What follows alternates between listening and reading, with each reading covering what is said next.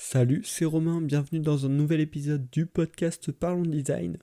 Dans cet épisode, on va parler d'une nouvelle tendance qui s'affirme pas mal ces derniers temps, c'est les curseurs personnalisés, les curseurs customisés. Donc je vais t'expliquer d'abord qu'est-ce que c'est, et puis on va doser un petit peu les pour et les contre. Je vais te donner des points que j'ai relevés, te donner un petit peu mon avis, mais après c'est à toi d'organiser ta propre réflexion et d'en tirer tes propres conclusions.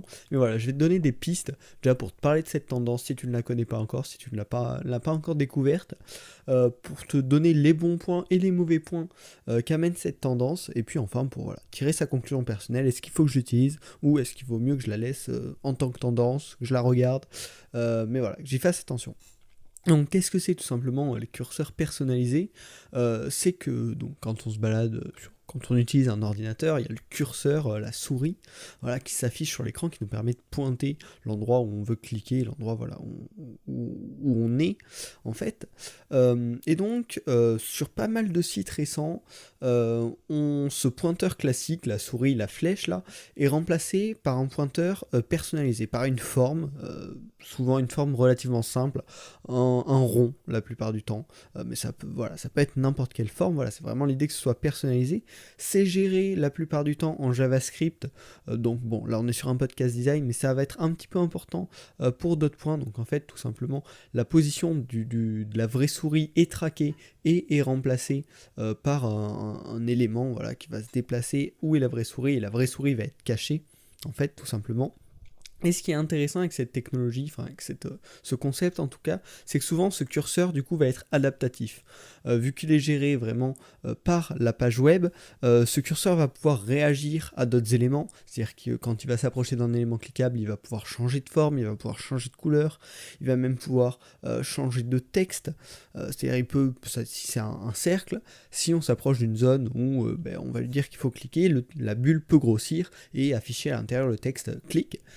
Donc pour donner des informations à l'utilisateur. Et donc ça c'est un point assez intéressant, c'est que ces curseurs du coup personnalisés sont souvent en plus contextuels. Ils s'adaptent à où est le curseur, et du coup le curseur change en fonction des endroits et donne plus d'informations que la simple flèche qui se transforme en petite main quand on peut cliquer par exemple, le comportement basique, on va dire le comportement par défaut des navigateurs web. Donc maintenant, comment j'ai découvert cette tendance personnellement? Selon moi, c'est assez récent, ça date de ces derniers mois, on va dire. Et je l'ai découvert car toutes les semaines, je regarde les différents sites qui ont été nominés pour les Awards of the Day. Et donc, ces 2 dernières semaines, j'ai vraiment vu plusieurs sites, peut-être 5-6 sites qui utilisaient ça sur une dizaine, donc c'est bien sûr assez important, et les sites qui l'utilisaient plus ou moins bien, mais voilà, la forme globale qui revient le plus souvent, c'est un curseur rond relativement petit, qui grossit quand on passe sur un bouton, sur une action, sur quelque chose qu'il y a à faire, qui change de taille souvent, de couleur un petit peu moins souvent, et régulièrement du contenu texte qui apparaît à l'intérieur pour indiquer le scroll, le clic, ou des possibilités comme ça, c'est assez intéressant. L'autre façon dont ça avait été implémenté qui m'avait pas mal marqué, c'était encore une forme, je sais plus quelle forme, et en fait quand on s'approchait d'un bouton, le bouton restait un petit peu attiré par ce curseur pendant un moment, et ça je trouvais intéressant, parce que finalement ça grossit la surface cliquable du bouton, ça donne une animation qui montre que cet élément est important, cet élément est attiré par le curseur, donc il est important. Ça paraît assez logique. Et du coup, j'avais bien aimé cette implémentation aussi. Donc voilà. Là, j'espère que ça t'a localisé un petit peu dans le sujet dont on parle aujourd'hui dans Parlons Design. Si c'est pas le cas, rends-toi peut-être sur Awards, va checker les derniers sites du moment. Tu devrais très rapidement trouver un curseur adaptatif pour que tu comprennes réellement ce que c'est. Et puis désormais, on va passer sur la petite partie débat. J'ai noté 4 arguments pour et 4 arguments contre. Et donc on va voir. Le premier argument pour, c'est tout simplement l'originalité d'un site, l'image innovante. Quand tu tombes là-dessus, s'ils ont été nominés pour les Awards of the Day, c'est pas un hasard.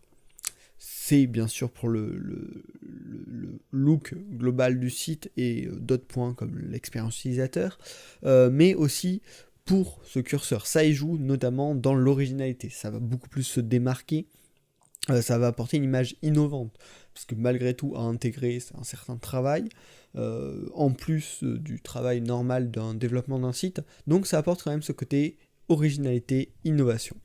Par contre, le côté opposé direct, c'est que les performances sont rapidement mauvaises.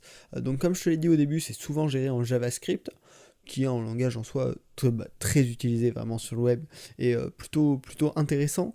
Cependant, là, c'est obligé de traquer à souris, de déplacer un élément HTML,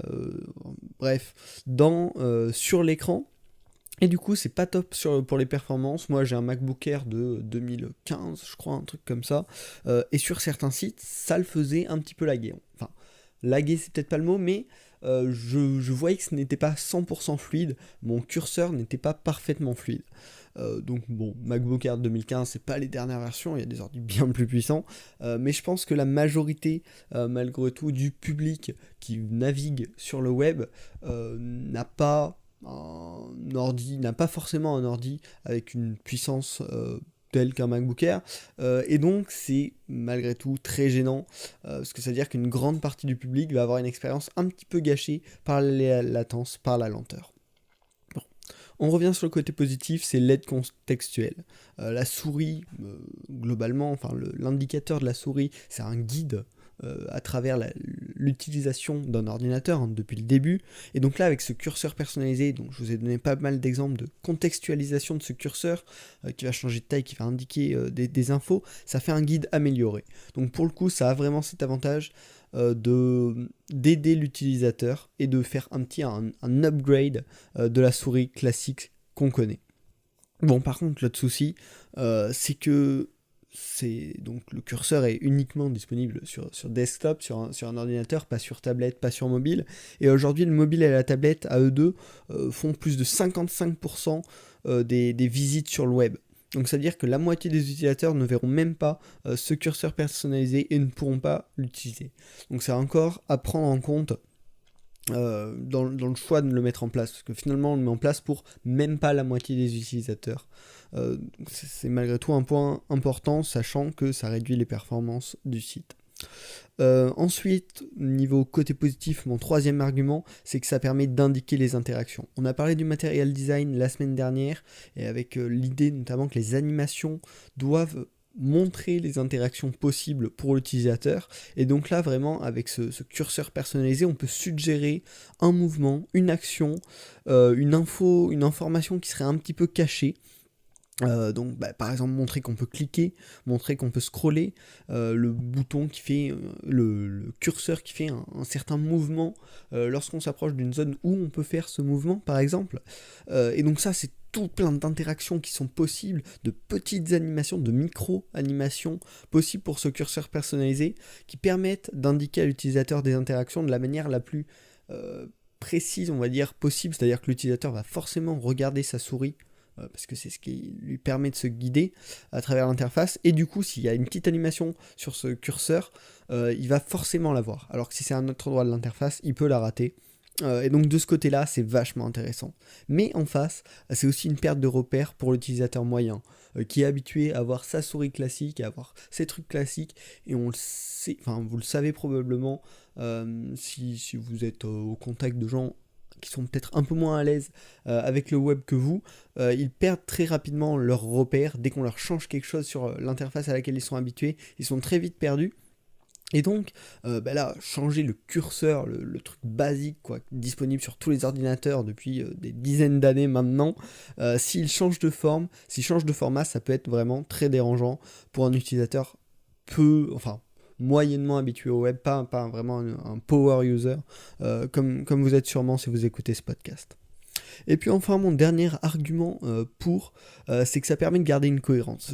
J'adore vous parler de cohérence dans un site, et là pour le coup c'est un élément qui va nous suivre entre toutes les pages, un élément qui nous guide déjà au quotidien et qui va nous suivre entre toutes les pages du site, et qui va apporter une continuité à travers le site. C'est toujours cette image, hein, ça revient un peu avec l'argument, mais voilà, cette image qui va être continue sur tout le site, cet élément qui va nous aider de bout en bout à nous balader sur le site en question.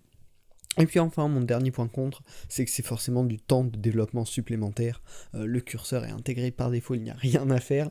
Or là, pour intégrer un curseur personnalisé, notamment avec toutes les micro-interactions, toutes ces interactions contextuelles, ça va demander du temps de développement et un temps je suppose assez long.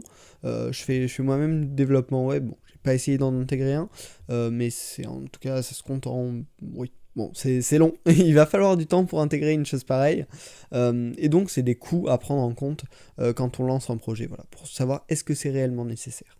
Donc voilà, j'espère que ce podcast t'aura fait découvrir un peu cette tendance des curseurs personnalisés, t'aura fait te forger ton propre avis. Moi je vais te donner le mien, c'est que ces curseurs personnalisés c'est sympa dans l'idée, mais ça dépend du public. Actuellement il faut vraiment s'adresser à des technophiles qui sont habitués au web et qui ont un ordinateur relativement puissant pour que ça apporte vraiment ce bonus d'expérience utilisateur non négligeable au niveau des micro-interactions, c'est vraiment génial. Mais par contre, pour que ces utilisateurs-là ne seront pas perdus et auront probablement un ordinateur assez puissant pour ne pas ressentir les latences. Mais sinon, pour la plupart des publics, c'est absolument pas une bonne chose, je pense, d'utiliser ce type de curseur. Ça risque trop de les désorienter et puis de faire ralentir leur machine, tout simplement. Donc voilà, c'est un peu ma conclusion personnelle, c'est que c'est adapté vraiment à un public très précis et qu'il faut donc le prendre en compte au moment de choisir si on utilise le curseur classique ou si on va implémenter un de ces curseurs personnalisés super tendance. J'espère que ce podcast vous a plu, n'hésitez pas à le partager avec vos amis autour, à le partager sur les réseaux sociaux, ça aide le podcast à grandir, c'est super. À le noter sur Apple Podcast, ça fait super longtemps que je ne vous l'ai pas demandé, mais c'est vrai que ça permet de le faire un peu plus connaître également. Et puis on se retrouve la semaine prochaine pour un nouvel épisode de Parlons Design.